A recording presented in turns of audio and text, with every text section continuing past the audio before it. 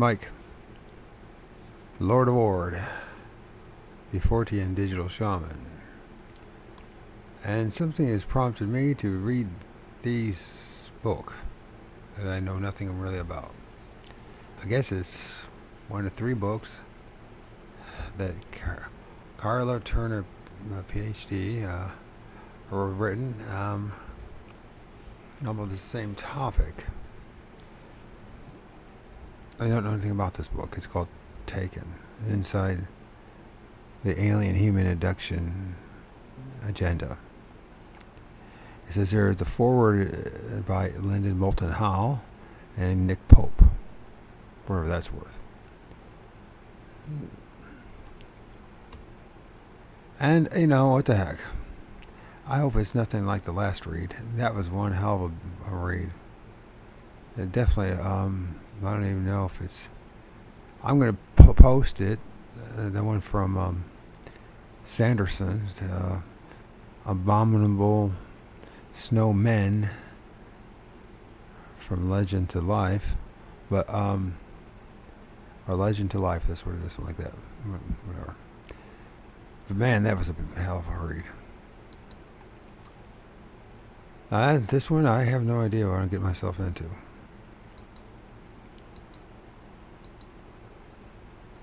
And this was published back in 1994. Context forward, prologue, redefinition. Then he goes to a list of, I guess, people she's worked with or studied. Pat, Polly, Lisa, Annetta, Beth, Jane, or Jane, Angie, Amy, Casey, and Carla. Comparative chart. Expanding the view. Roundtable.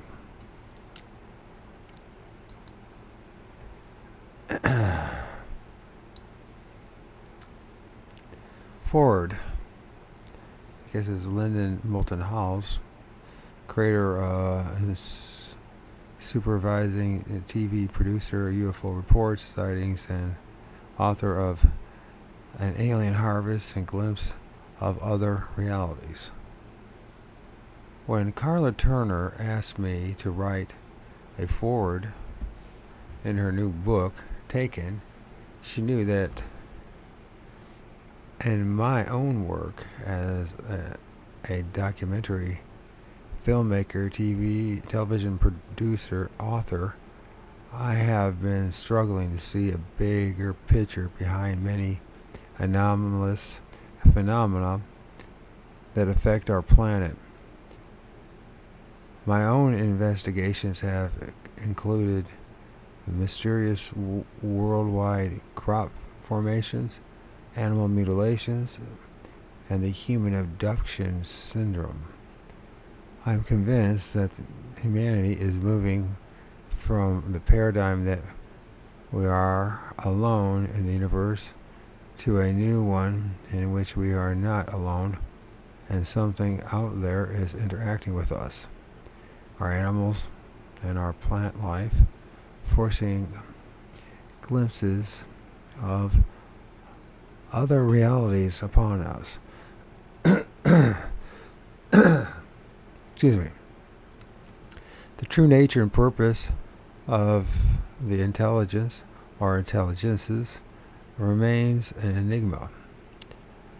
The 8 women in this book report communications ranging from telepathic thoughts to virtual reality dreams, but there is no coherent single truth that emerges from their experiences, nor from the hundreds of others in the abduction syndrome since the 1960s. The sheer number of different messages, often contradictory, produces confusion, mistrust, and a sense of manipulation, even if the manipulation inspires positively or disturbs negatively. Quote, perfectly real aliens exist out there, and a quote, says one of the women in Taken, and quote, it seems one kind wants to help us, and another kind wants to deceive us, unquote. As each voice is offered for public consideration, there are themes that repeat. One of the most prominent is genetic harvesting from Earth life to create hybrid species. Taken suggests the possibility that an alien intelligence has been using genetic manipulation to create evolving species on our planet over eons, and that Homo sapiens might be one of the genetically engineered species. If so, we on the petri dish might paradoxically be trying to study whatever it watches and studies us. Consciousness of this other without running from it and getting down on our knees to it could be a significant and perhaps unexpected step in human evolution and survival. Prologue. Indiana, 1954. In our house and set up equipment in our living room, Pat said, "The Army men wanted to talk to me the most. Me and 11-year-old girl with secrets in my head. But the aliens told me I could not tell because there will be those who will tamper with your mind." And here they were, the tamperers, the Army men. 2 female doctors set up their gear in the bedroom where Pat was given an injection. "It made me sleepy," she said. "I lay in my mom's bed on some towels and told them my story. I even told them, you're in my mom's room where the white glowing ones were. You don't belong here." But they do. Puerto Rico, 1978. 2 aliens took Beth down a curved hall and through a door into a different area. It looked like a surgery room. She became afraid that they were going to kill her there. A third entity holding a black box moved to a position behind Beth. She could not see what he did, but she felt as if her head was being opened and her brain removed, all without any sensation of pain. After she was all put back together again, a cold liquid was poured over her head. When this procedure was finished, the alien stood in front of her, and Beth realized that mentally she was different. Her thoughts about everything were changed, and she was filled with new ideas about God and the unity of all life within that super source. Isn't that interesting? Super source. I'm hearing physicists talk about that too. Super source. These very spiritual moment. This very spiritual moment was followed by a quite physical exam, as the aliens took samples from her skin and hair. A human-looking man with a widow's peak hairline entered and made a full examination of her body, including a gynecological procedure. Then he explained many things, telling her that she and other humans had been chosen to carry out certain jobs in the future. Texas, 1992. The masked alien explained that her race had been doing this to humans that they should not be doing.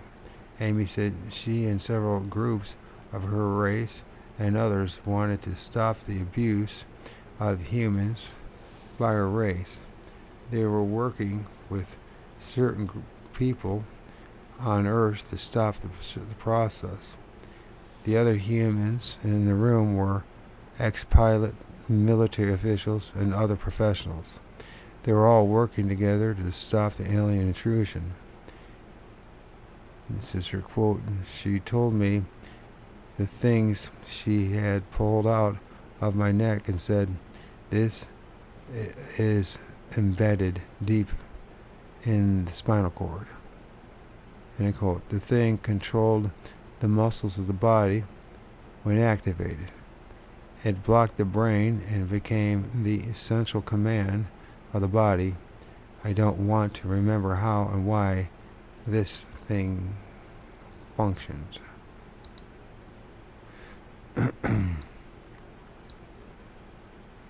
Redefinition. Like Pat and Beth and Amy, I am an abductee. I was forcibly taken and controlled by non-human entities. When I told my story of alien encounters and Into the Fringe, I was contacted by these women and many other people. I guess maybe you should read Into the Fringe first, maybe? I don't know. I saw a recommendation to start with this one. At least I got the impression that's what I should have done. I was contacted by these women and many other people with similar experiences and need of support and assistance. I am also a researcher of the abduction reports, and from these contacts emerged a number of accounts that shed important light on the alien agenda of human interaction. This book is the result of lengthy investigations into abduction experiences of 8 women from various parts of the country. The correlation of evidence of their accounts greatly widen the parameters, of the abduction scenario and point to certain aspects previously disregarded or avoided in need of serious exploration. This is also a personal book, a collection of unique, intimate accounts of alien-human interactions. The people who share their experiences here are courageous representatives of the many others in this country and elsewhere whose lives partake of parallel realities. They function successfully in a world shared by everyone else as housewives, mothers, grandmothers, artists, nurses, counselors, teachers, computer engineers, and blue-collar workers. But in the blink of an eye, or in the flash of multi-colored lights strobing in the hall late at night, their normal lives can disappear, and they find themselves taken into the time and space of an alien world. It is difficult for most abduction memories to be investigated in a purely scientific manner, especially since they are often suppressed, surfacing only as vague flashbacks and dreamlike episodes. In this field, there has been strong objection to anecdotal information, but the scientific approach to the study of UFO phenomena as a whole has proven less than successful. In spite of a century of many intelligent people researching the UFO and alien presence with scientific methods, reliable answers to the primary questions have not been found. Investigations of sightings, reports, landing traces, photos, and videotapes, alleged implants, and related government documents have amassed a mountain of data and a number of theories, but nothing indisputably true about the nature of UFOs and their non-human occupants, their origin, and the reason for their presence here among us.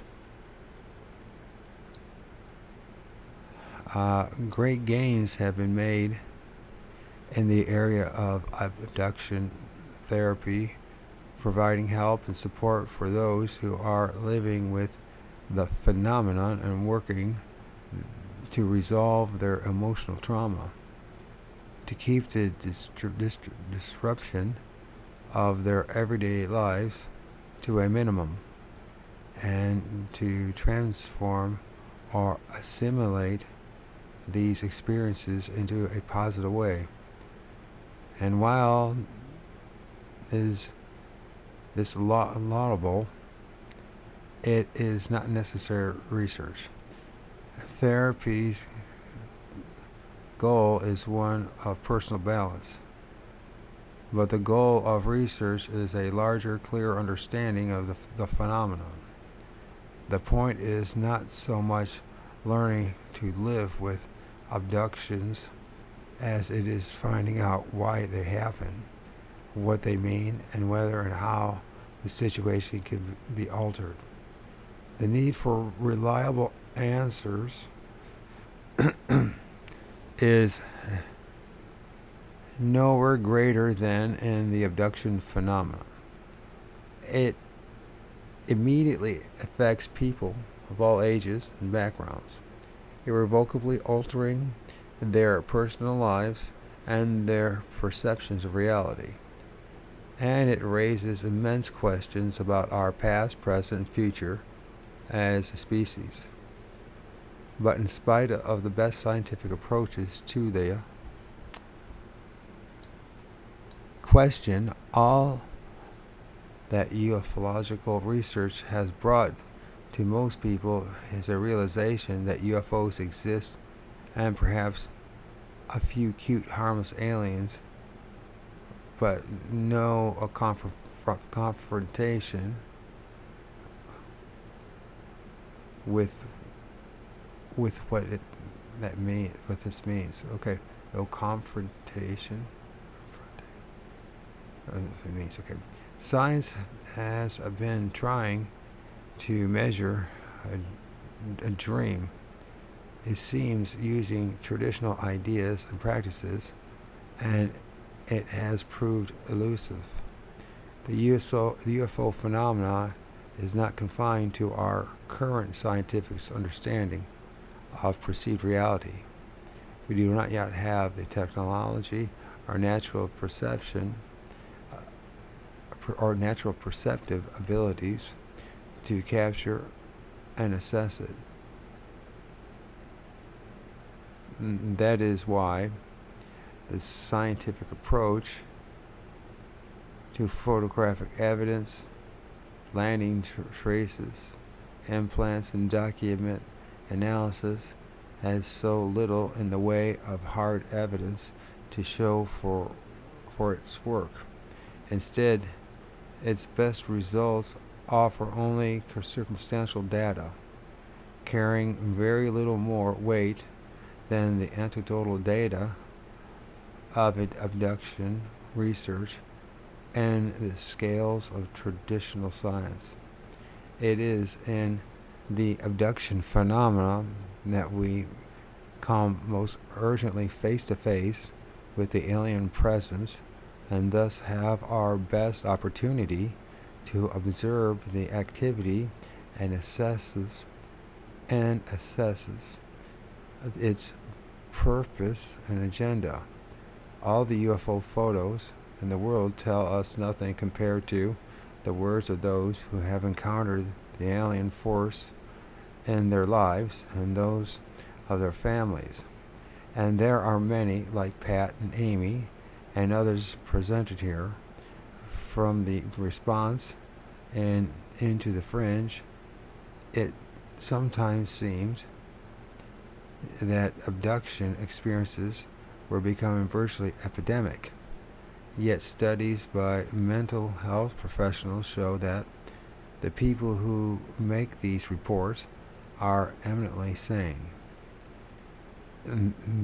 That the aftermath of these events is real, and that they do not spring from a mass psychosis, but from experienced anomalous trauma. I also found that many of the reports contain details very similar to certain things my family and I had experienced. Still, in every case, there was always present the unique factor within the situations, providing highly individualized episodes for each abductee. I often wonder if these unique events, these one-time shots, might not prove to have some unperceived correlations to form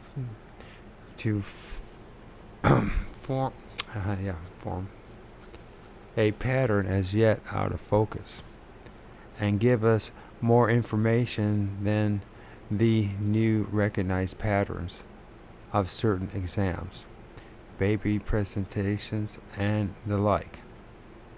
Far from being a neat, limited phenomenon, alien interactions with humans is still very much a riddle, mystery, enigma, and more. Abduction research has not yet produced answers, but there are certainly different theories to be had. An embarrassment of riches, really, and unfortunately, these theories rest on a very partial, highly selective use of the data, rather than dealing with the complexities of the entire lifelong and minute-by-minute reality of the abduction scenario. It is more than the sum of its parts. The intermediate UFO sightings, missing time episodes, conscious encounters, virtual reality scenarios are like blank milestones on a journey which, for the abductee, is continuous and headed in an unknown direction. More accurately, they are like lights that suddenly appear in the dark, which we hope will shed illumination and lead to understanding. Instead, however, these startling lights either blind us with their intensity so that we cannot see their source, or they cast strange shadows whose false appearances and misleading movements can easily confuse and disorient us.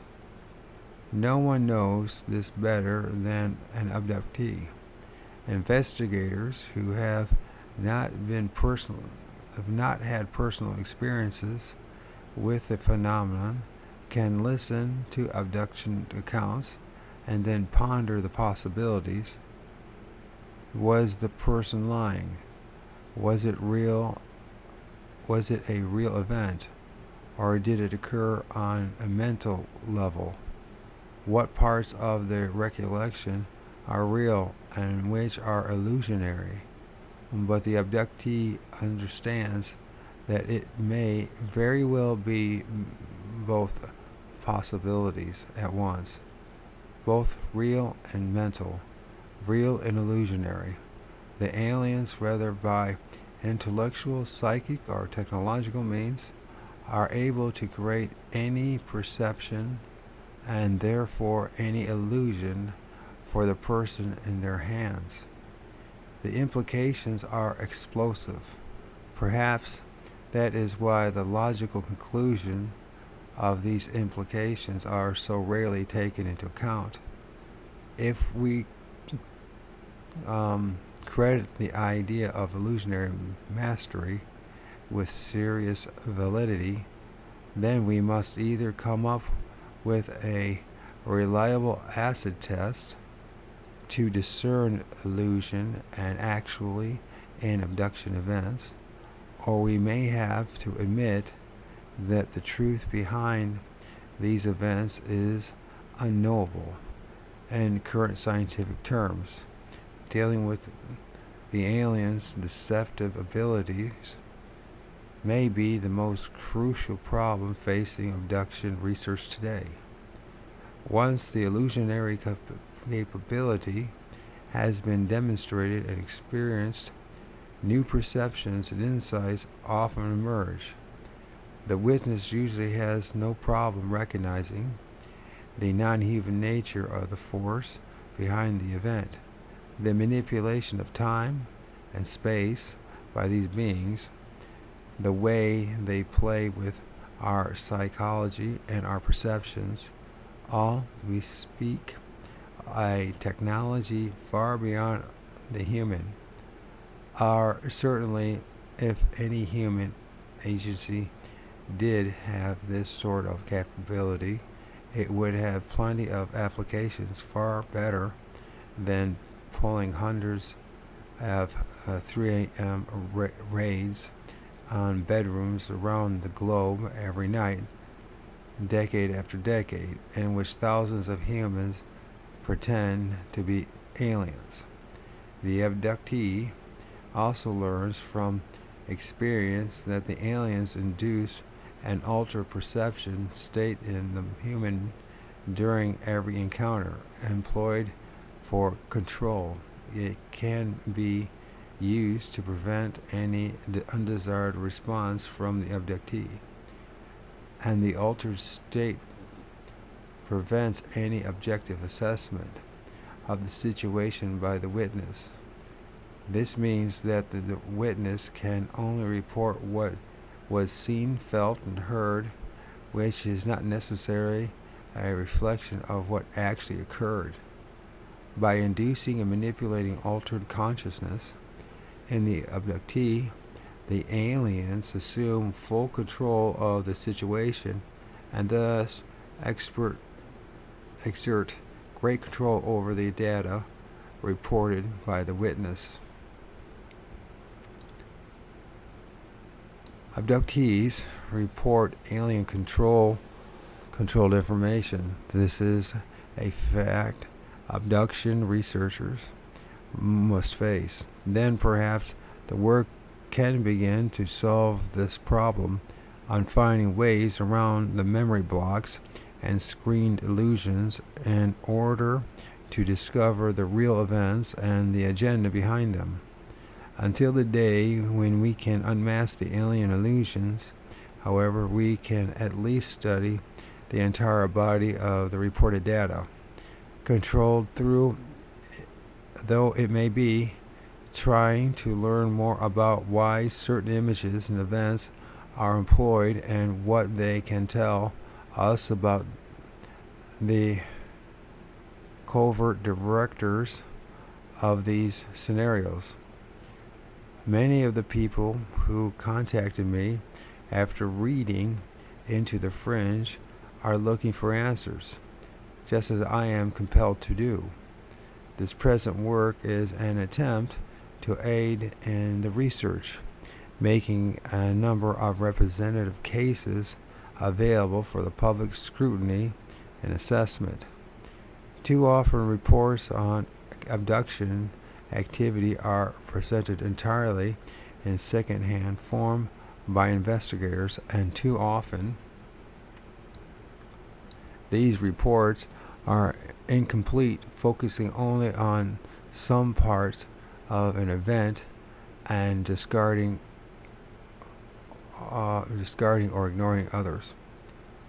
Such omissions are clearly a hindrance to research, for the censored reports cannot present a total picture of the abduction phenomena. It must include a real feeling for what it is like to live with such events.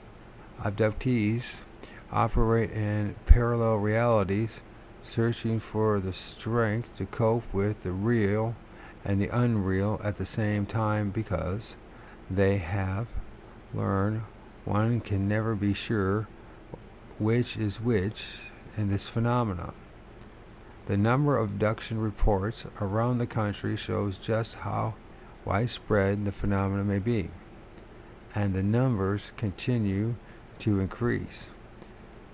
8 different abductions, all women from various parts of the country, have volunteered to share their experiences here. Born between 1943 and 1966, they live in 5 different states and Puerto Rico. They were unacquainted with one another at the time of their contacts with me. Their backgrounds are as varied as their occupations, and so are their ideas about the abduction phenomenon. Like most of us who've had alien encounters, these women are uncertain about the nature of the events they reported. They have many questions and very few answers. 4 of the women have never undergone regressive hypnosis, and thus are only reporting events they consciously recalled. The other 4 have used hypnosis, and although very minimally, as will be noted in their accounts, and almost everything in their reports also comes from conscious pre-hypnosis collections. I point this out because there are some who have raised doubts and questions about the use of regressive hypnosis, and abduction research. Some feel that hypothetically retrieved information is no more reliable than conscious recollections. Some believe that the use of hypnosis can contaminate and damage an investigation, and some have said they believed hypothetically retrieved information is far more reliable in abduction situations than the witness's conscious memories. The presentation here provides access to both types of data, but the majority comes from conscious recollections. Although I believe it is extremely useful to employ regressive hypnosis in the retrieval of this information, I also think it is important to present accounts from women whose knowledge and understanding of their situations is gleaned only from the incomplete and ambiguous memories of events they have consciously retained. Their stories and their lives are much more representative of the typical abductee situation than are the accounts of those who have benefited from hypnosis, simply because most abductees have no access to this tool. The women are not seeking notoriety, and in order to protect them from public harassment, pseudonyms have been used. But all of the details are accurate, and as bizarre as they may seem, it is important to remember that they are very real to the people involved. That in many instances, there have been more than one witness to the events, as well as other collaborative evidence, and that they are highly consistent with numerous abduction reports. These women have shared their stories because they understand the gravity of the phenomenon and hope to contribute their information to its research. They also understand the need for support which many son abductees are experiencing. Self-doubt, isolation, even fear that result from living with alien encounters can sometimes be severe, and the need to forge bonds with mutual understanding and support is vital. These then are the motivations of the 8 women. My own purpose is similar, which is why an update of the experiences my husband and I have witnessed is also included. An overview of all our experiences, as well as reports of other abductees, show a much more complex program of activity and the phenomena than is usually acknowledged. To begin with, the abduction scenario comprises a number of different types of events. On the most immediate level are the physical abductions, in which a person is forcibly removed from the normal environment by alien and most generic scene entities. The person's awareness is altered and some interaction occurs. Subsequent conscious memories of the event are usually quite incomplete. Only when the event is witnessed by more than one person, or when there are physical marks on the abductee's body, punctures, scoops, patterns, bruises, artificial designs, does the witness usually feel safe in asserting the reality of the encounter. To complicate matters, many reports show that some interactions occur on a mental rather than physical level. One type is an artificially induced virtual reality scenario, VRS, an extremely externally introduced event that to the witness is particularly distinguishable from objective reality. The person may experience a situation with full sensory input and react with genuine physical and emotional responses, although in reality the person may be lying immobile on an exam table or sitting attached to some alien apparatus, or even asleep in bed with no outward sign of disturbance. I think I take a little break there. This book is only supposed to be 155 pages, and hopefully it will flow a little bit better for me than the last book, which was one hell of a struggle. The thing that drove me nuts was the foreign languages. And no help in really pronouncing with how to pronounce the names of the places, locations, whatever. So, while the VRS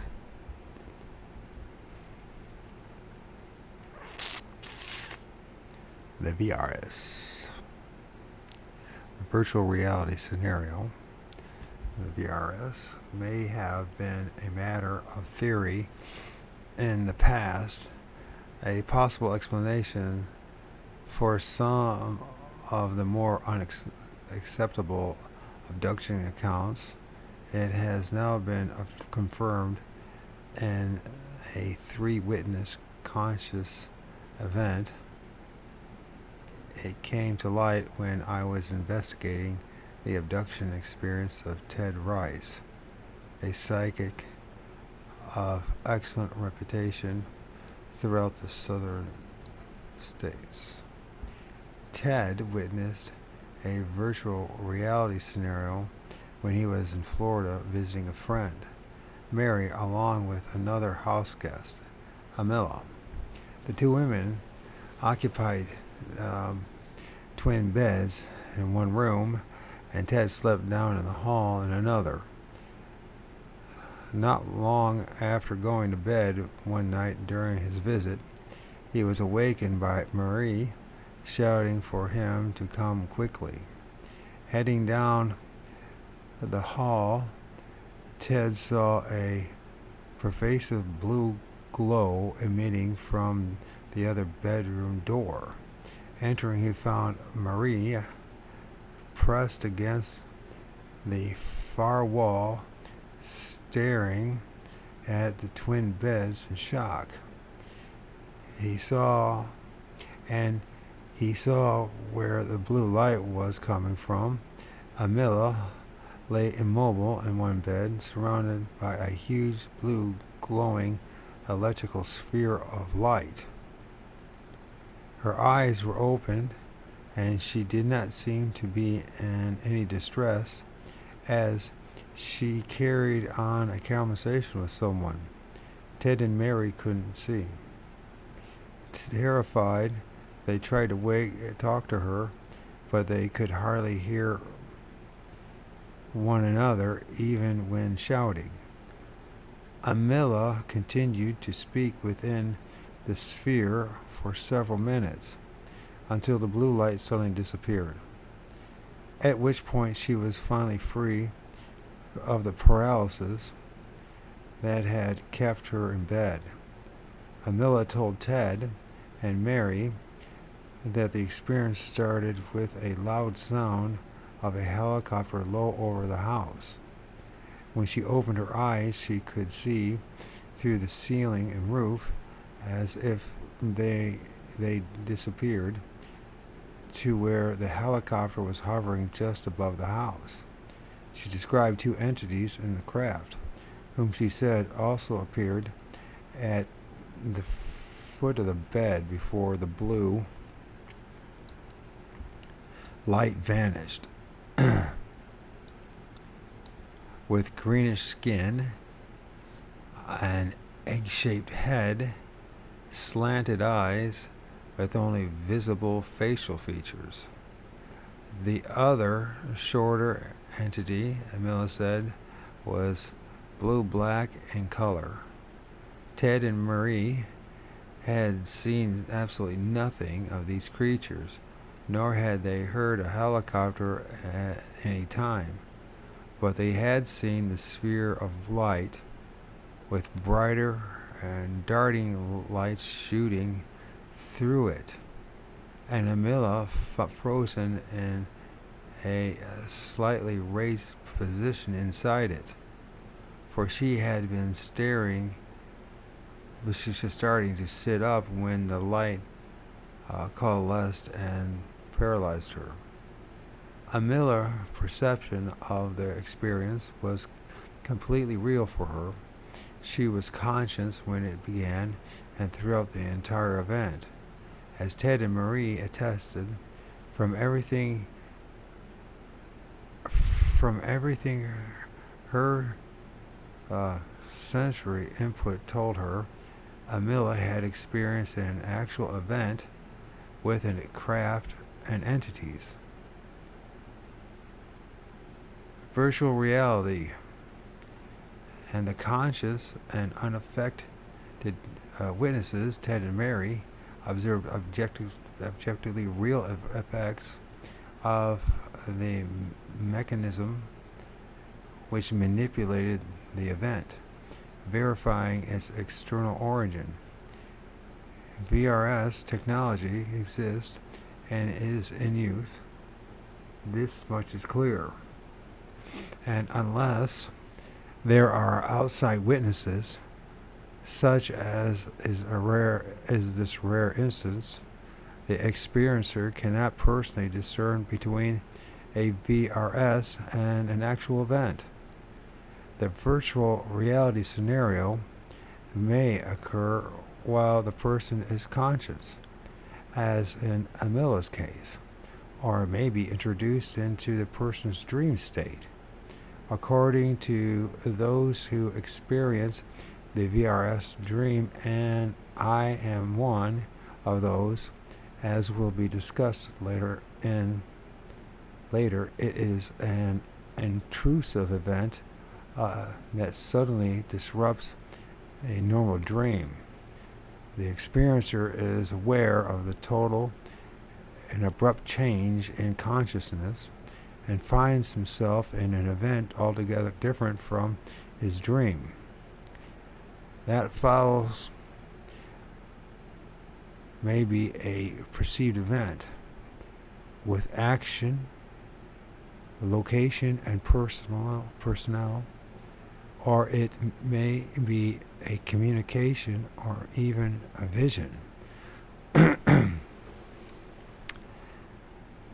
At its conclusion, the experiencer normally awakes and finds himself in his own bed. He rationalizes the whole thing as an extraordinary dream, in spite of the event's decidedly non-dreamlike qualities.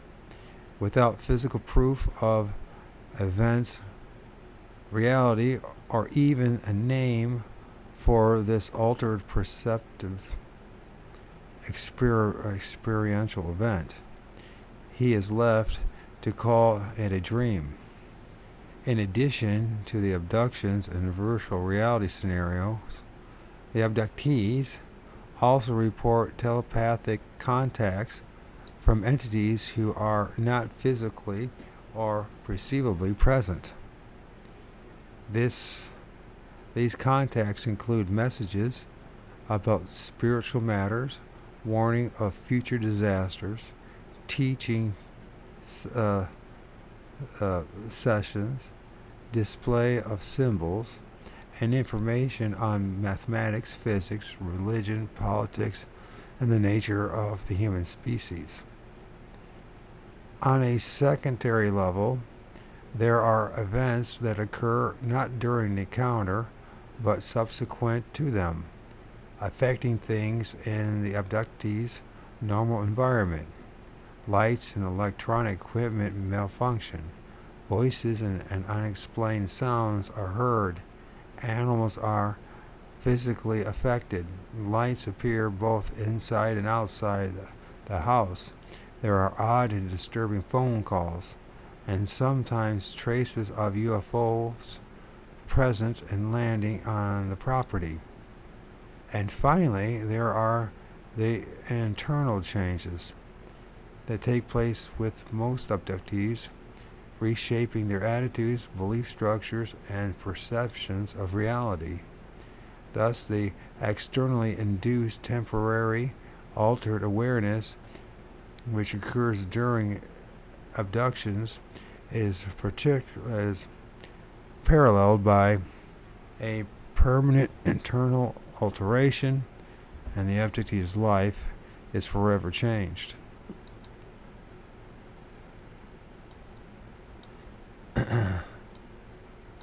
There is much more to the abduction phenomenon than the public has been told, and this book is a part of it, is in part attempt to correct that situation and expand our definition of the abduction scenario. Its primary purpose is not to offer scientific data or to convince the disbelieving audience that UFOs and aliens exist. People are coming to this awareness on their own, one by one, as the phenomenon intrudes into their lives and shatters their old reality in a way that cannot be imagined until it is experienced. The following accounts from Pat, Polly, Lisa, Aneta, Beth, is it Jan or Jane? I guess Jane, Angie, and Amy show what it is like to live with this awareness far more thoroughly than any scientific analysis can hope to do. By allowing entrance into their lives, they permit others to witness the events from the inside rather than from a distance. Their experiences, while individually unique, taken together, make a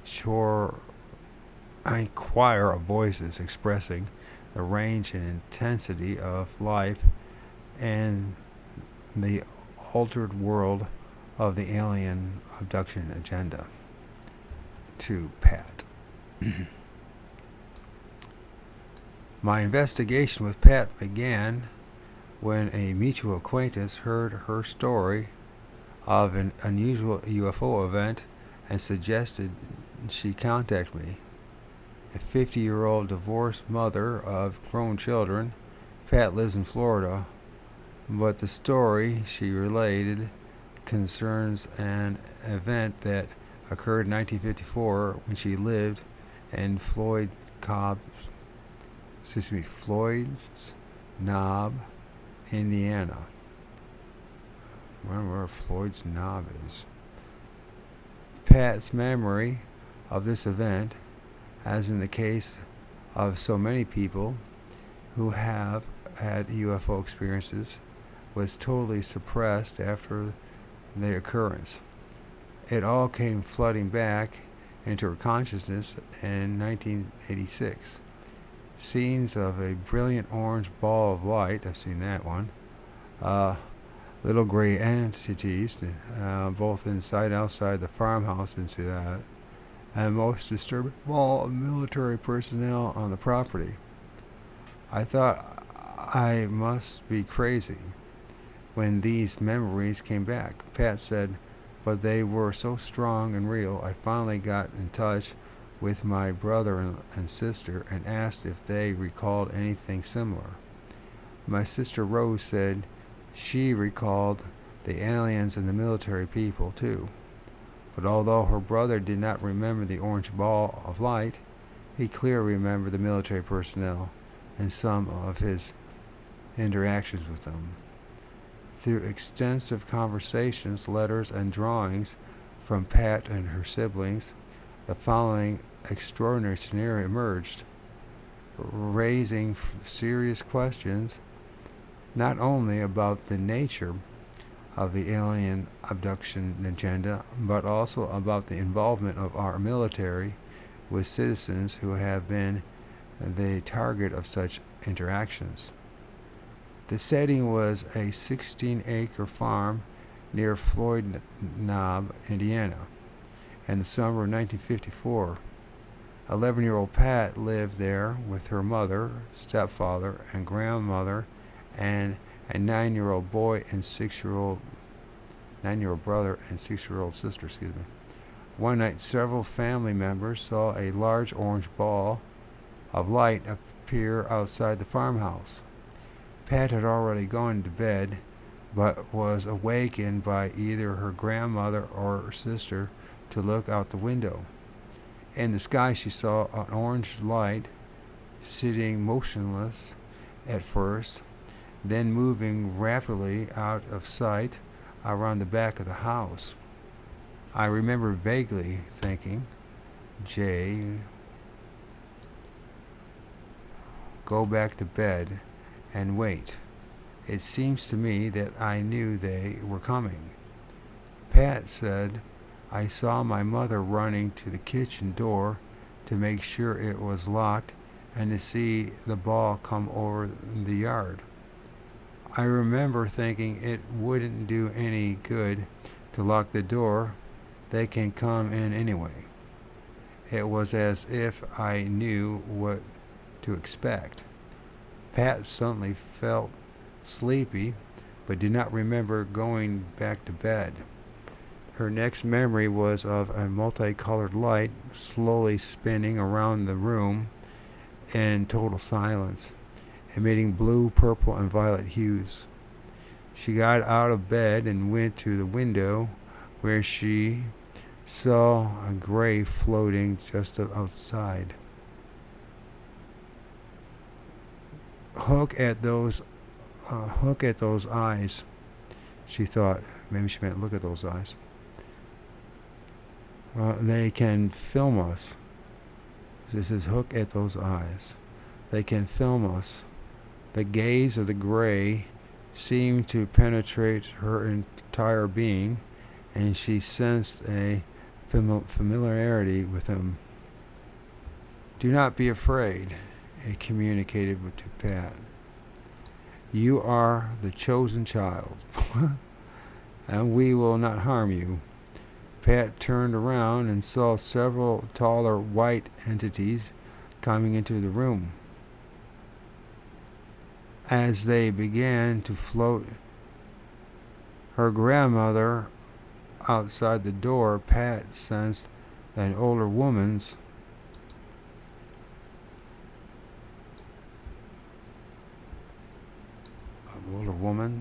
what's going to happen? What happened here?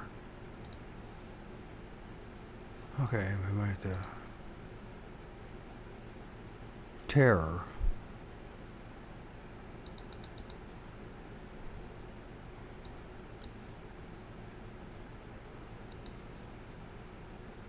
Terror too was feeling fearful, and she too was feeling fearful. When the room was filled with the strange beings, a sparking shift of light came down through the ceiling. As it coalesced, Pat saw in the midst of the light a figure which she perceived to be a blonde-haired, blue-eyed Jesus. Oh my God, in a replenished robe and a resplendent robe. He took Pat's right hand and said, "Do not be afraid, my child. These are mine," gesturing to the beings who were standing all around the room. The Jesus figure looked at Pat and said, "I am the light of the world." Then he was again surrounded by the sparking shift of light, which ascended back into the ceiling and took him with it. She and her grandmother were floating out of the room with the entities. Pressing by her mother's bedroom, Pat saw a brilliant white light coming out of the room. 5 of the taller whites were around her stepfather's bed, and they seemed to be examining one of his atrophied legs, the result of polio. A glowing green bar of light, about 5 inches long, floated over him, continuing on through the house and out into the yard. Pat saw a bright, crystalline flying craft hovering low to the ground. A beam of light came out of the bottom of the craft and engulfed her. I remember my sister, blonde curly head, next to mine as we went up inside the craft. Pat said we were looking down at the ground and saw my mom and grandmother there looking up like zombies. She could also see that the entire yard was swarming with grays hurrying about the area. Although neither she nor Rose is certain of the exact sequence of events, they recalled a group of the smaller grays beings near a ditch beside the cellar door. Rose saw the beings in a line, walking across the broad spanning the ditch.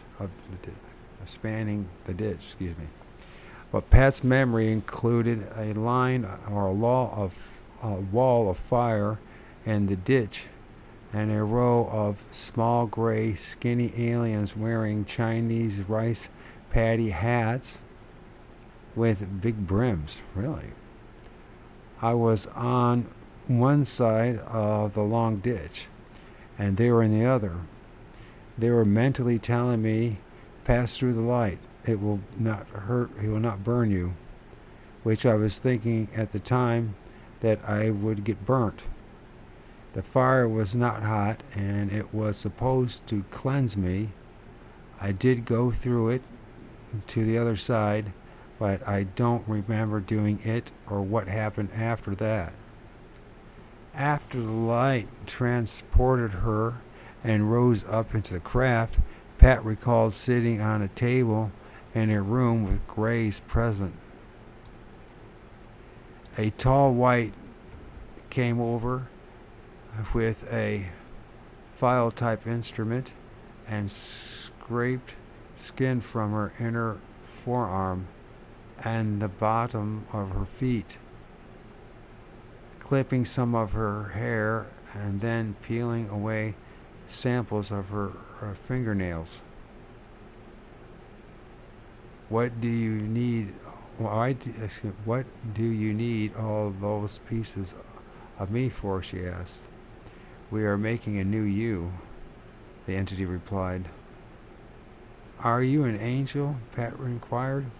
Yes, the entity told her, but not like you have been taught.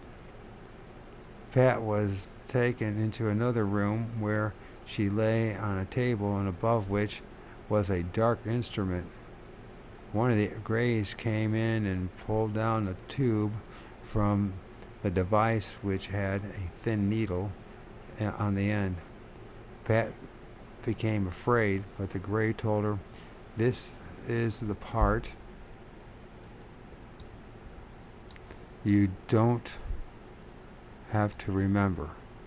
Pat knew that the needle was about to be inserted up into her right nostril. But before it happened, she passed out.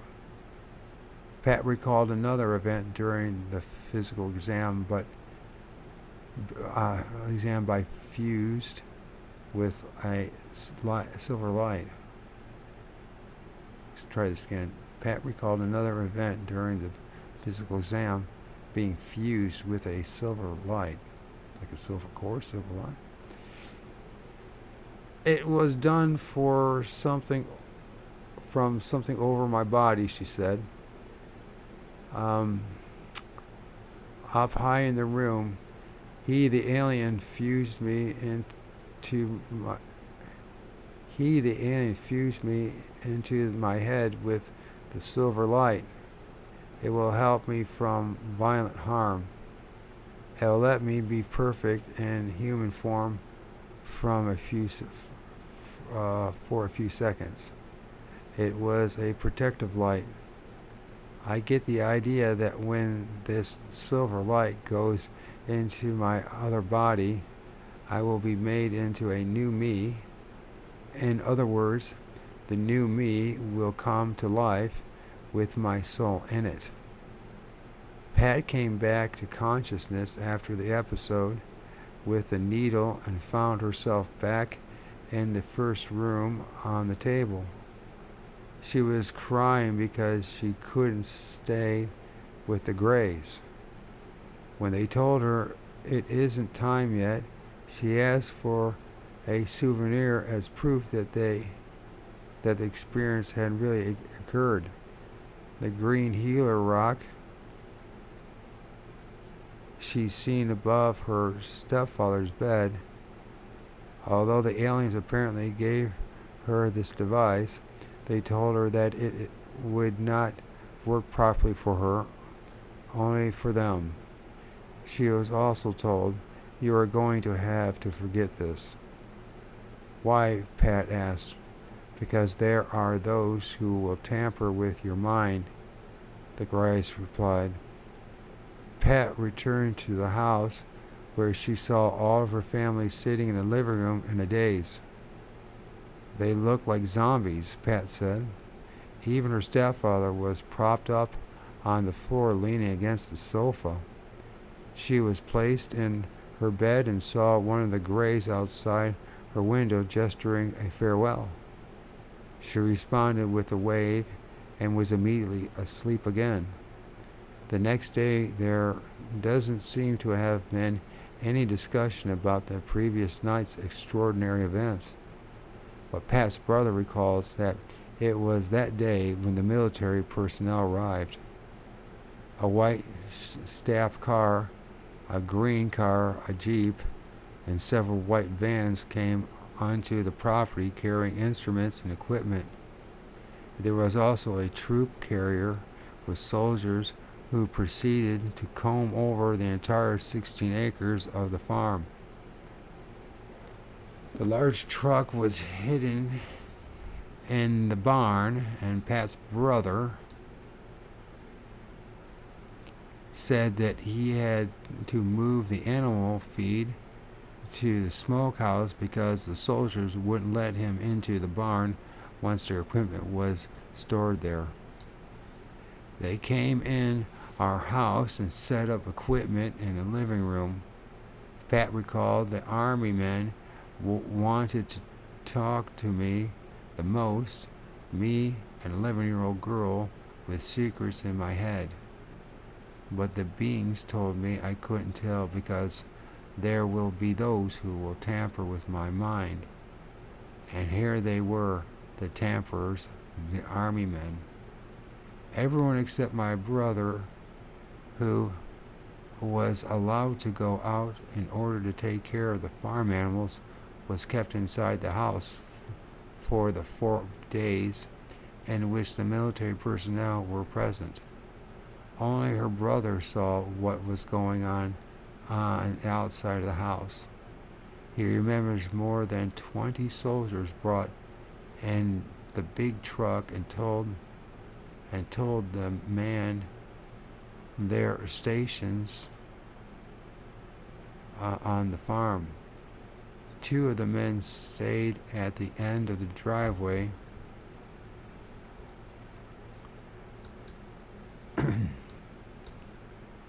and the others performed various duties on the grounds. When he was allowed outside to take care of the chores, Pat's brother remembered being questioned by a man dressed in a white lab coat who asked about the kitchen, the chickens and pigs. Quote, "Are your pigs out there?" End quote. The man asked, gesturing. The boy nodded affirmatively. "Have the pigs been acting funny?" "No," the boy said. "Why?" The man said something about the minerals in the soil making the animals act strangely. Pat's brother said he felt comfortable with this man and wasn't afraid to answer his questions or to ask some of his own. He even asked if the man wanted some fresh mint, a favorite treat, from a patch near the cellar, but the man refused. "They're taking samples there and will be in the way," he explained. "When they're done, you'll go get some." Pat said she was mad about being restricted. "I felt scared, like they would take away my family and put me somewhere like in a jail or something. But I also felt protected by the being who was my friend, I was calling him the little boy then, but I knew the being wasn't a real little boy." The two female doctors set up their gear in their parents' bedroom. When Pat was given an injection, it made me sleepy, she said, and I lay on my mom's bed on some towels and told them my story. I even told them, "You're in my mother's room where the white glowing ones were. You don't belong here, but they do."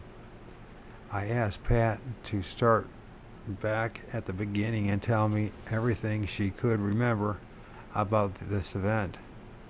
She put herself back into the 11-year-old frame of mind and began to relive the situation. "I see this man dressed up in a uniform of some kind, a full-dress uniform, but it is brown," she said. He has on a coat, jacket, and pants that match, and when I call a captain's hat, and what I call a captain's hat, he is talking to my mother and grandmother, holding a file envelope in his hands. He has thick, silvery gray hair. There is another man in a dress uniform, and he took off his coat and rolled up his sleeves. His name is Dr. Donaldson. He's an army man too, she explained, but the other people are setting up a 3 TV screen thing in our living room. It's a little taller than I was. Mr. Donaldson then opened out arms on the machine and told Pat that the device looked like a robot. See, Pat, he said, if we open the panel out, they look like arms. So maybe you saw a robot like this. No, Pat told him adamantly. I did not see a robot. I saw a real little boy. She recalled the lady doctor clearly. One lady had on a white coat, she described. One was named Dr. Susan, and she had on a light orange coat. Dr. Susan seemed to have brown blonde hair with bangs over her forehead, and the rest of her hair was pulled back away from her face. She had what looked like stuff from the dentist's office set up in my mom's room. It had instruments of some kind on it, but it is not clear what they were. The really clear picture is the real picture is of the shot thing. It was wrapped in cellophane or plastic, and there was this little hose that went with it. Both the shot thing and the hose were in the same clear plastic bag. Dr. Susan began to open the shot bag and I got scared and asked her if I had to get a shot with that thing. Dr. Susan then directed Pat to Mr. Donaldson, who was in the living room speaking angrily to some men dressed in what she described as white moon suits, holding white metal boxes without handles. He was saying, I told you to use the ones with the handles. Pat said the shot made her feel dreamy and willing to talk about her secret memories. She was upset with Mr. Donaldson and didn't believe her. I always told the truth, Pat said, because my mom hated a liar. So in my wide-eyed innocence, I told the army man about my visits with the beings. I cried when they told me I didn't see what I thought I saw. They treated me like I was lying about it. After I cried, I guess Mr. Donaldson felt sorry for me because everyone started being sugar nice. But I didn't like that at all because I knew it was fake.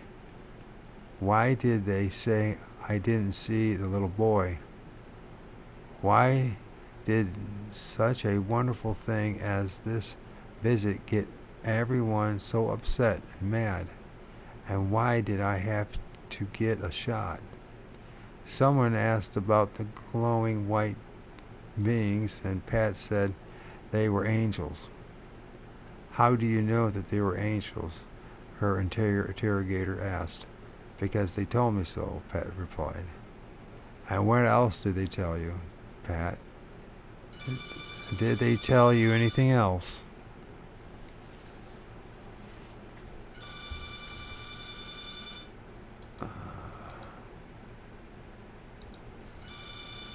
Well, that was got a phone call from my son. Don't get too many calls from my son. That was nice. Nice, very nice conversation. My son's wonderful. In my book. Where were we at with all this? There's something about angels, wasn't it? So, someone asked about the glowing white being, and Pat said that they were angels. How do you know that they were angels? Her interrogator asked her. Because they told me so, Pat replied. And what else did they tell you, Pat? Did they tell you anything else? Yes, Pat answered. They told me a lot of things, but I can't remember now. Someday I'll remember, but not now. Why can't you remember now? She asked.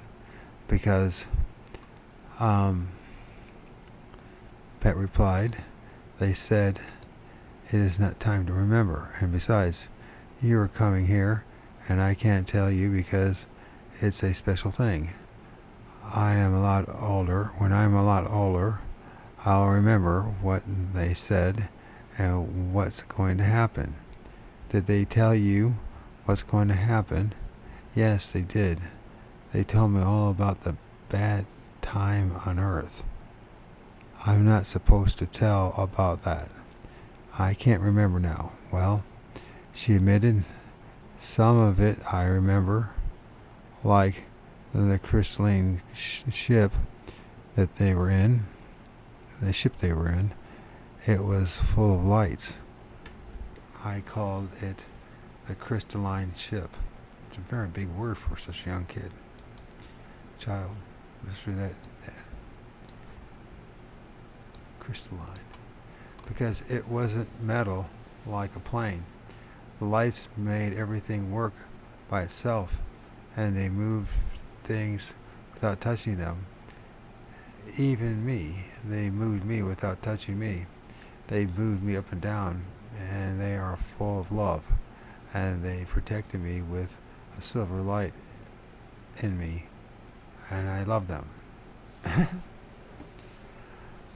One of the army men then asked her to describe the little boy's hair and clothes.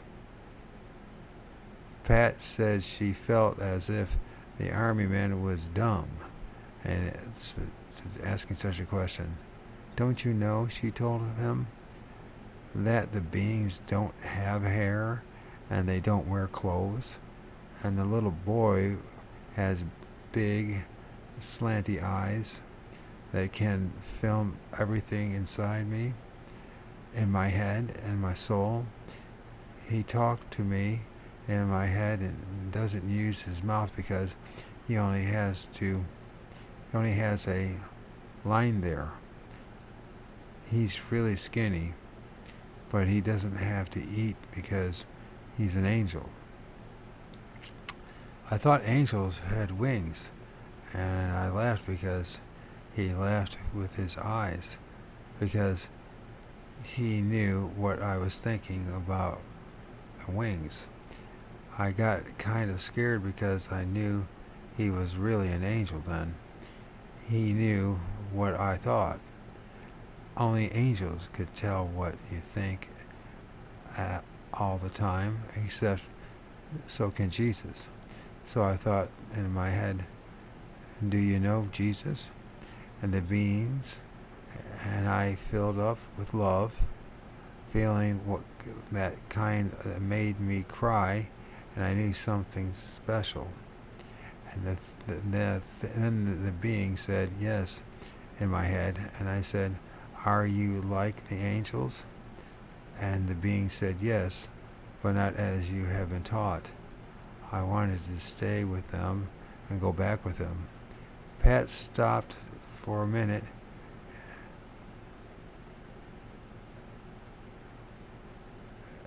The interrogator interrupted.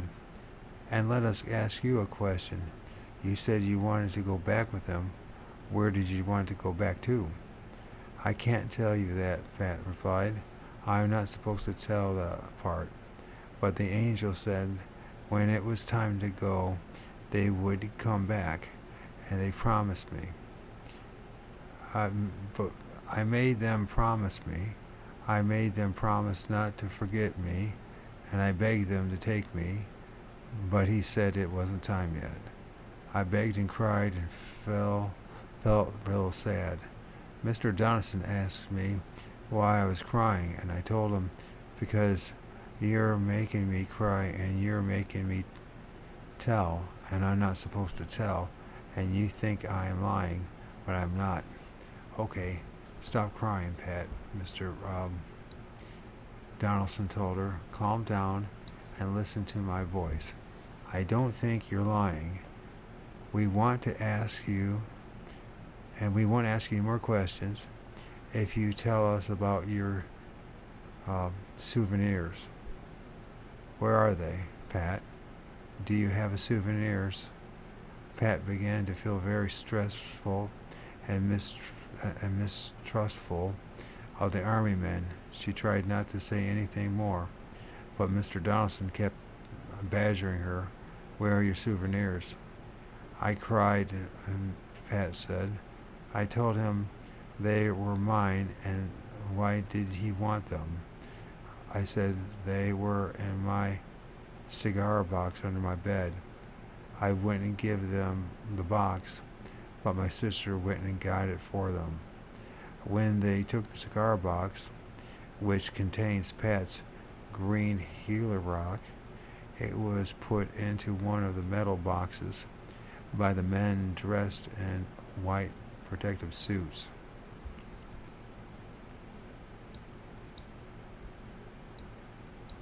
I saw my grandmother sitting on my bed with the little kids, and she was crying. Pat recalled I asked her if the army men were going to hurt the little boy. Oh, Patty, the grandmother said, there is no little boy. I told her that there was, too, because I sat with him and did things. She just cried some more. And then Mr. Donaldson showed me the triple TV thing and tried to convince me that I had seen something like it, a robot, not a little boy. I got really mad and told him I saw a real little boy, not a robot. Well, Pat, he said then, maybe you just had a dream about a little boy. Was he in your dream? I didn't dream him, Pat insisted. He was real. Pat, the man continued, it was a dream, a kind of dream that just seems real.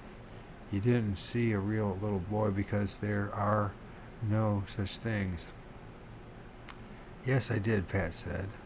He came in the orange ball and looked in my window and filmed me with his eyes.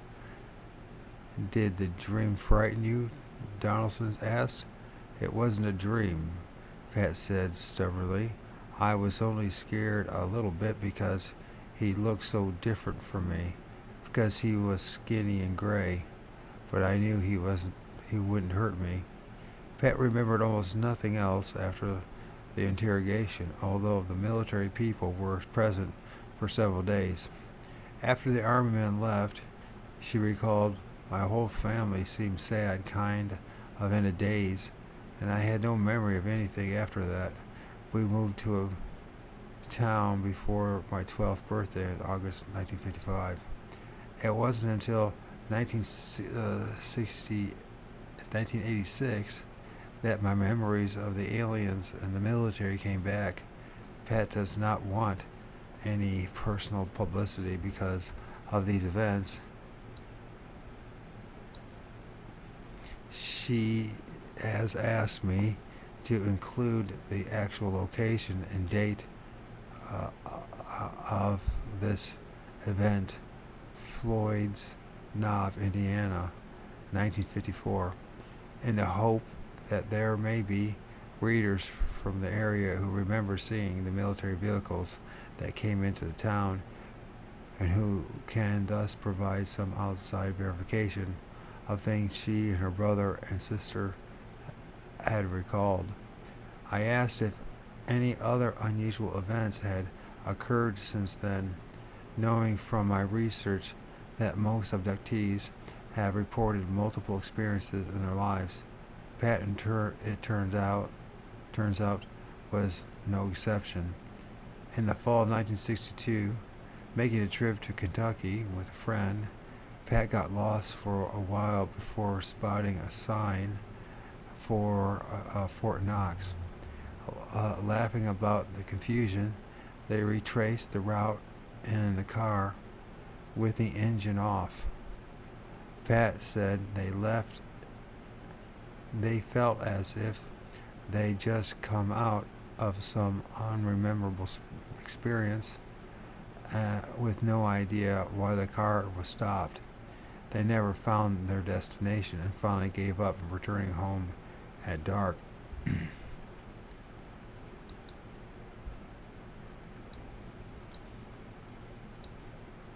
But later, in a dream, Pat recalled being out of the car with her friend beside her. She saw a ripple of golden light like an elevator moving up at an angle and angels on each side. She said that they were respectful of a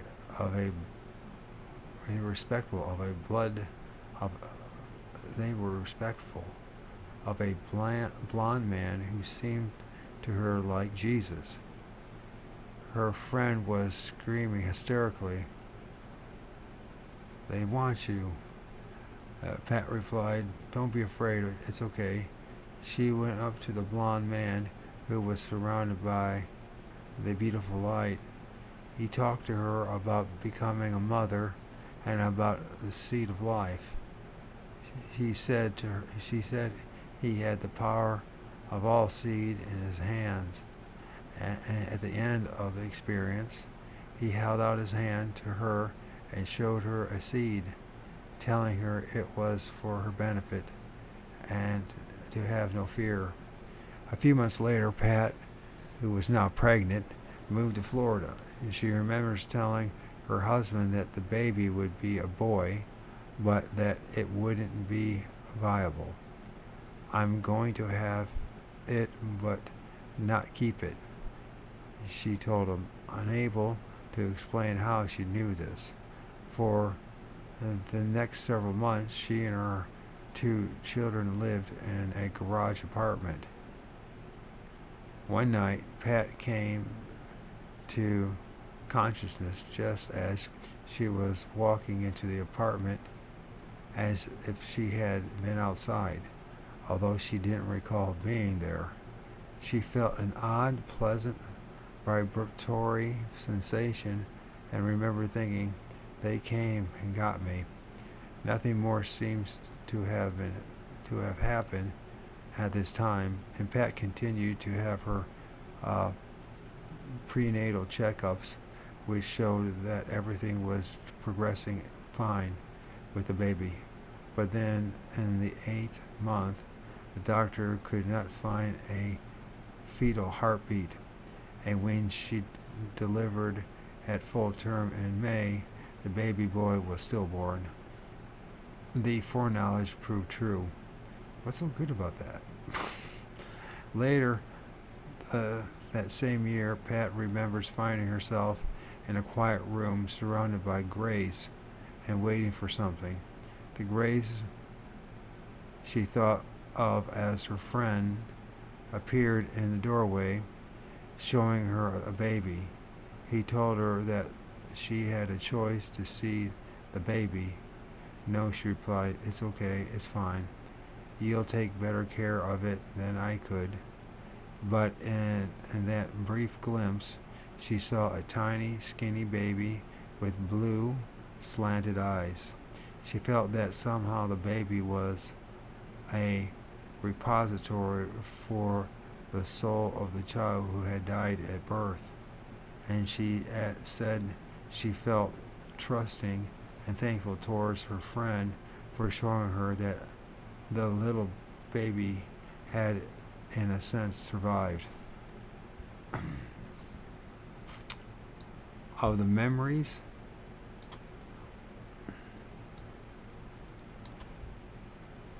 which have surfaced in the past several years, none raises more questions than the cocoon people. I cannot remember when the actual event might have occurred, Pat told me.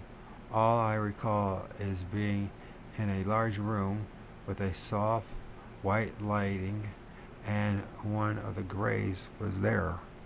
I vaguely recall seeing a human male there, but not what he's doing. Part of the large room was filled with what looked to be sarcophagus-like boxes. In these boxes were human forms. They were alive, Pete recalled, but not animated. There was white mist stuff all over them. I knew the mist stuff kept them alive.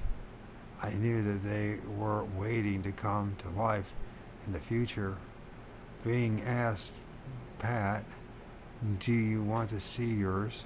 She said yes, and was shown a human female body in one of the containers. What the heck? Sounds like something Road to Damascus story. Asked how I knew it was female, she continued. I just felt it. I saw a little bit of human face through the mist, like a nose, mouth, eyes, definitely human. I knew this was connected with the 1954 visit because I remember they told me that they were making a new me, and I felt this cocoon was a new me. I felt that they are waiting for the resurrection, she said, or reanimation.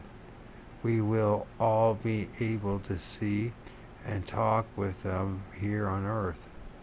If I were to die now, I believe that my other body will house my soul when Jesus says it is time, and I too will come back if I live through all the destruction to come into the new world. I will still need my other body, as this one I have will die anyway. I wonder if she's still alive. She's getting up in age, right? In her mid-40s, Pat had another experience with the beings, and this time she recalled being in a room lit with a golden glow. She was taken to a desk-sized device, and in the top of which were circular openings. In each opening was a different colored vibrating light, and she was told to put her hands in the lights. As she did, she heard the most beautiful sounds she had ever heard. Each light made a different sound. That is the sound of your soul, the Gray told her. Pat understood that this had something to do with the inanimate human beings she had been shown, bodies which didn't have a soul power activating them. In 1987, Pat had another possible experience, much more typical of the usual abduction reports, which included her young grandson. Was this a dream? She mused when relating it to me. I have no proof. I was in my daughter's house, and it was nighttime. I seemed to be floating to my grandmother's room. I took his hand and we floated together upright, about 6 inches off the floor.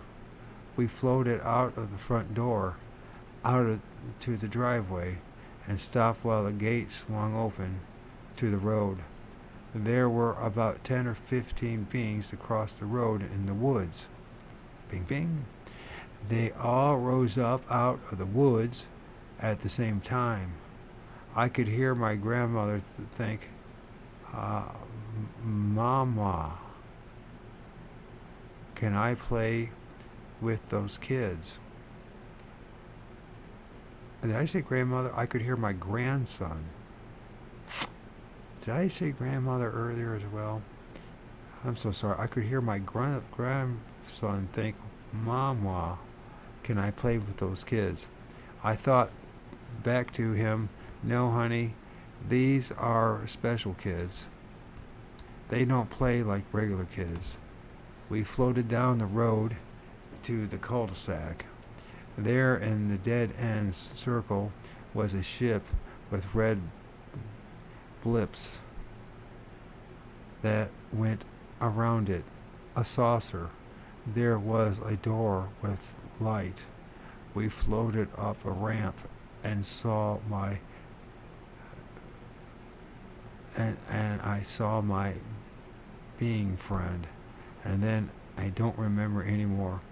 Anyway, my grandson and I went together on this trip, or I'd rather call it a dream. I am not sure. Pat had a number of intensely affecting experiences that occurred while she was in a meditative or dream state, and so she has been unable to feel confident that they were real. In some of these dream events, she has seen a variety of flying craft. She has had apparent out-of-body experiences, and she has received telepathic communications. On such an event in October 1992, seemed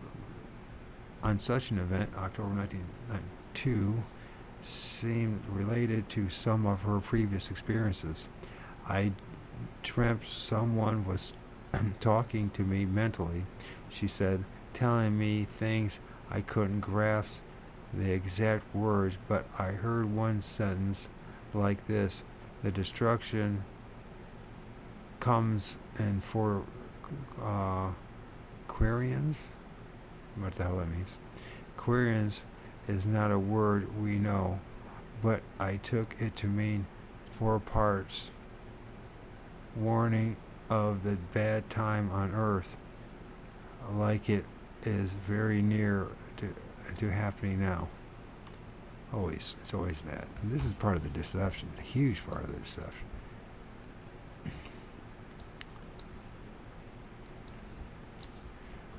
Such warnings had not only been given to Pat at various times in her life, but they have been part of many abductees' experiences and are indeed one of the most commonly reported events in this phenomena.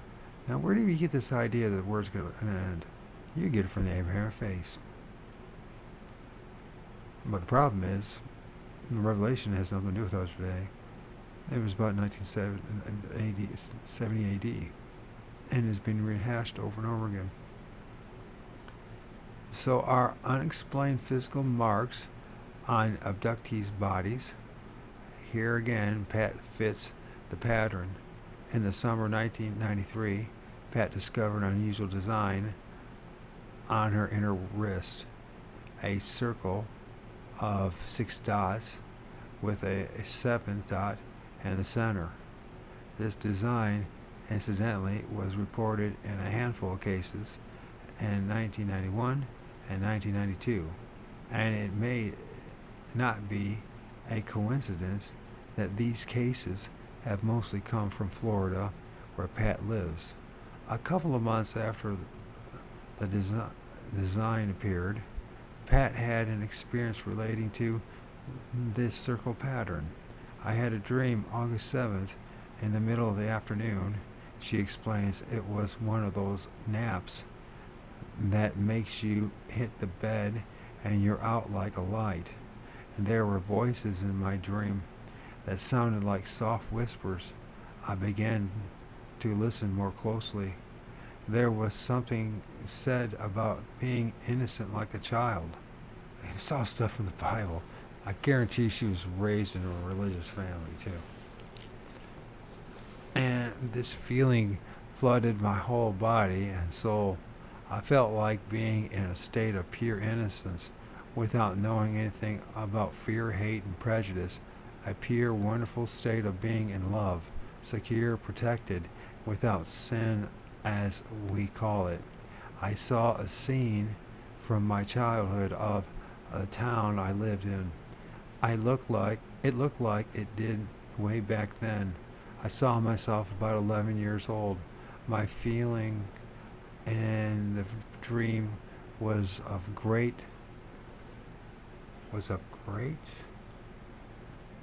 My feeling in the dream was of great. Then a voice said to me, "Get up, child, and look to the nebulous. It can take you there." And in my dream, I got up and looked and unlocked my back door and looked up in the daytime sky and saw the most beautiful circle of light with one light in the middle spinning around like marquise lights on a movie house, all spinning in golden colors. It was beautiful, and the voice said I could not go now because in that dream I was pleading to go to the nebulous now. When he said I couldn't go now, I begged him let me see it when I was in my conscious mind. He said he would, but I haven't seen it yet. Of course not, because everything these things say is not true. It's all half. They're not telling the truth. It was like a wondrous thing for another time in my life, and they know how to love bomb you. So the mess with your feelings, right? Make you think that you're most loved, but then they lie to you in the same breath. But my all over feeling was that I would have died to go to this nebulous. I woke up very groggy, like I was on drugs, and hurried to write it down before I could forget it. The nebulous design was the same as the design on my wrist.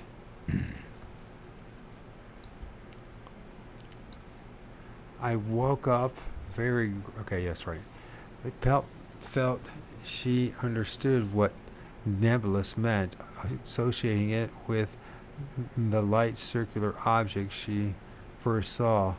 But nebulous is an adjective rather than a noun. Nebula is the proper form, and thus there is no specific definition for a reference other than cloudy, lacking form, unidentified, according to the dictionary. And that's what Brown Dwarf is filming, these nebulous things in the sky. They're not.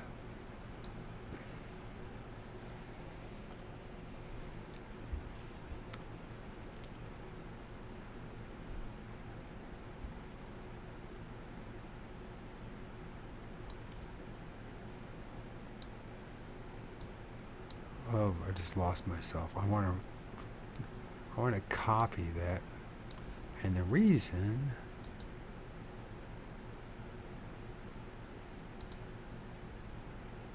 is, but I'm screwing up big time. Come on, bro.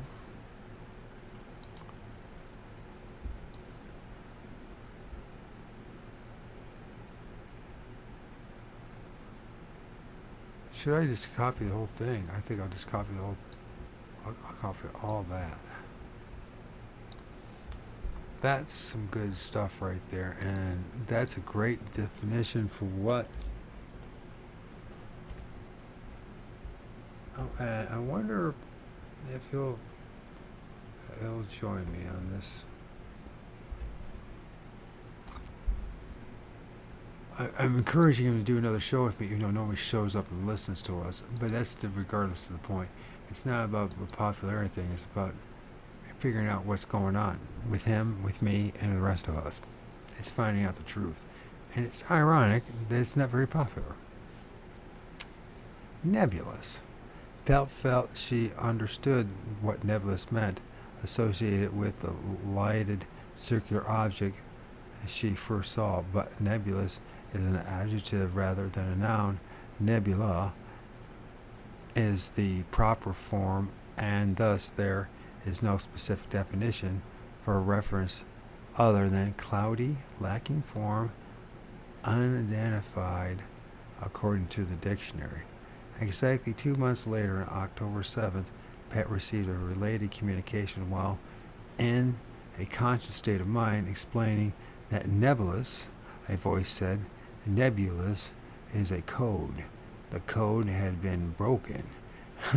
Pat saw a whole nebulous followed by a broken one. I could see a jelly-like stuff that connected the dots.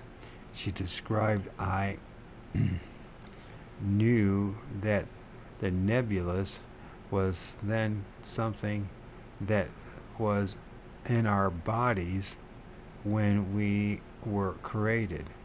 When we were created, we were supposed to have a perfect nebulous. This gave us personal contact with our Creator. When the nebulous was broken by disobedience, what disobedience? How can we no longer had personal contact with the Creator? We had to adopt a living on our own, thus losing our innocence and pure state of being in human form. So religious, so manipulative, and so rotten to keep blaming the victim over and over again. Well, it's amazing. This image reinforces Pat's altered understanding of God and the spiritual plan overall. Her experiences with the alien entities have, to the best of her conscious recollection, felt very positive. With a strong religious faith, she had accepted them as angels. In my abductions, she has said, I have never gotten a feeling of evil. In fact, I felt most protected while in the presence of the beings.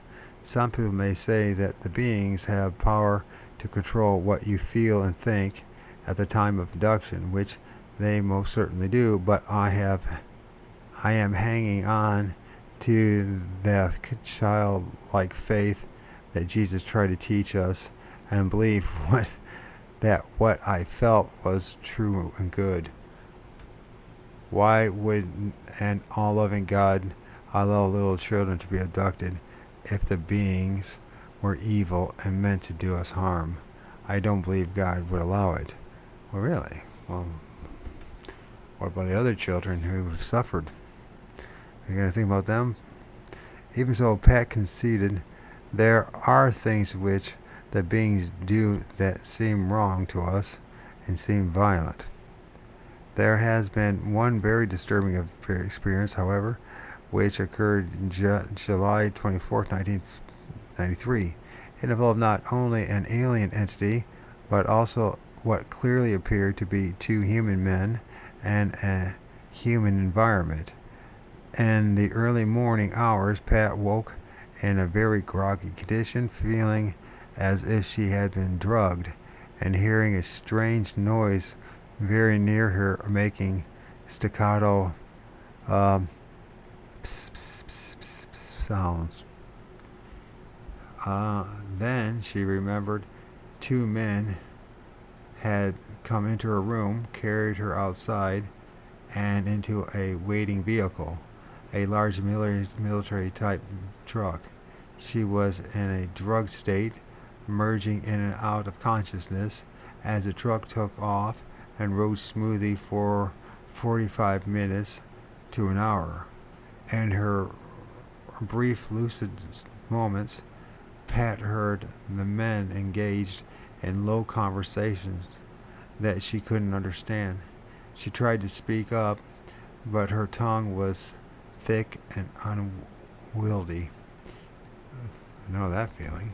And when the truck turned left and onto the rough surface, Pat came awake again in a dark night caught only a glimpse of the countryside outside of the large square front windshield. The truck slowed down and finally stopped with an engine running. Through the window, Pat saw they were parked next to a large mound or hillside. Incredibly, she saw a large doorway open outward and the truck pulled inside into the hill. The interior was very dimly lit, but as the vehicle stopped inside, Pat saw a strange being standing as if waiting for her arrival. The being was no more than 3 I guess it's 3 feet tall, dressed in black hooded cape. Of course, the hooded cape people are beings. Looking at the being groggily, Pat thought, "What is an Oriental girl doing here?" And immediately a telepathic message came back from the being. "I know you don't like me." No, Pat thought, "No, I don't. I don't want to do this again. But they can't break me because they couldn't do it before." When the truck parked and she was assisted out, stepping a long way down from the high passenger compartment, Pat saw that the area was crowded and dirty, feeling with boxes and junk stacked along one wall, and in the middle of the large room was a stainless steel table, most human looking than the tables she remembered from the aliens.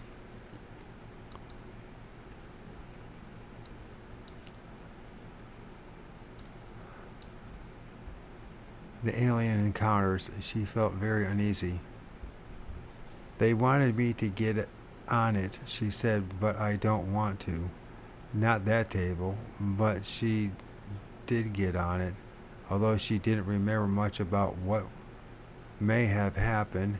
The Oriental girl hovered around her, moving close and poking at her with some object Pat couldn't see. She did see the entity's face close to hers. Its skin was greenish-grayish color. When the creature's eyes blinked and its lids met at the middle, Pat said the effect was repugnant, reminding me her of a lizard.